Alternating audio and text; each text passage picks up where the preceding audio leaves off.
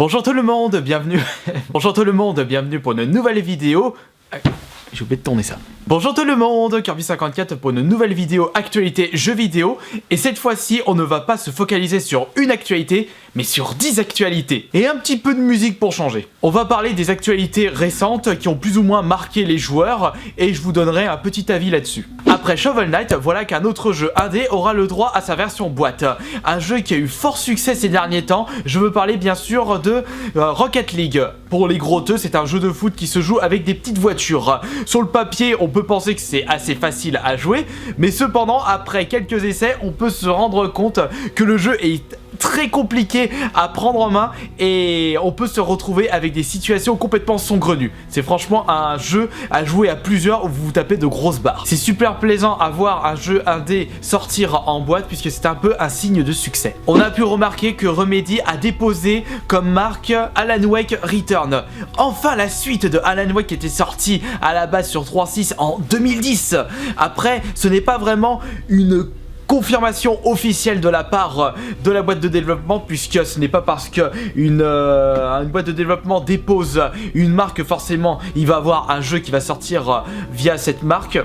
Je pense qu'il faudra attendre le 3 de cette année, ou l'E-Cube, ça dépend comment vous l'appelez, pour avoir plus d'informations sur ce jeu. Et si ça se trouve, ça va être une nouvelle exclue Xbox. En restant dans le même registre, on a pu remarquer que Nintendo a déposé comme marque Pokémon Moon et Pokémon Sun. Rien à voir avec un produit de la vaisselle, je pense, au format Pokémon, mais je pense certainement que ça va être la suite des Pokémon et les jeux qui vont représenter la 7ème génération. On a eu le droit très récemment au 2DS Pokémon rouge, bleu et jaune à l'occasion du 20e anniversaire. Ça manquait un petit peu un nouveau jeu Pokémon, même si moi je joue plus au Pokémon depuis la version rouge. J'ai même pas acheté la 2DS en plus. Maintenant passons à une actualité qui fait fureur chez les adorateurs de guerre des consoles. Selon l'Institut des FC, 100 millions de PS4 seraient vendus dans le monde d'ici 2020. Il faut voir d'ailleurs que la PS4 a déjà fait un bon bout de chemin, elle est presque aux 40 millions de ventes si je me trompe pas. C'est un chiffre tout à fait possible pour Sony, les 100 millions atteints d'ici 2020 pour la PS4. Également, on peut se lancer un défi similaire pour sa concurrente. Est-ce que la Xbox One va atteindre les 100 000 ventes au Japon d'ici 2020 ?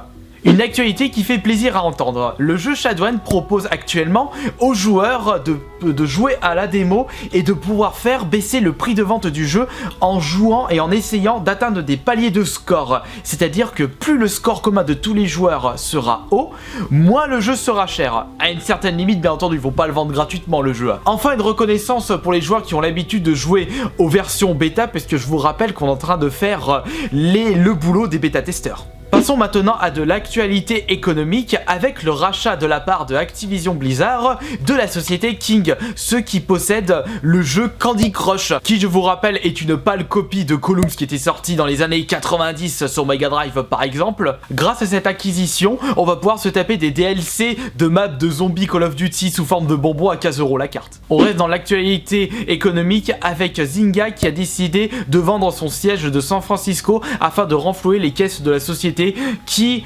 continue sa descente aux enfers. Je pense que les joueurs se sont rendus compte, enfin joueurs si on peut appeler ça comme ça, se sont rendus compte que Farmville, c'est de la merde. On passe maintenant à une actualité qui en a refroidi plus d'un, c'est l'annonce des prix moyens des casques à réalité virtuelle. En moyenne, les casques des différentes compagnies seront vendus aux alentours des 700 € en Europe. C'est vraiment plus cher qu'une console Xbox One ou PS4, limite les deux combinés à l'heure actuelle.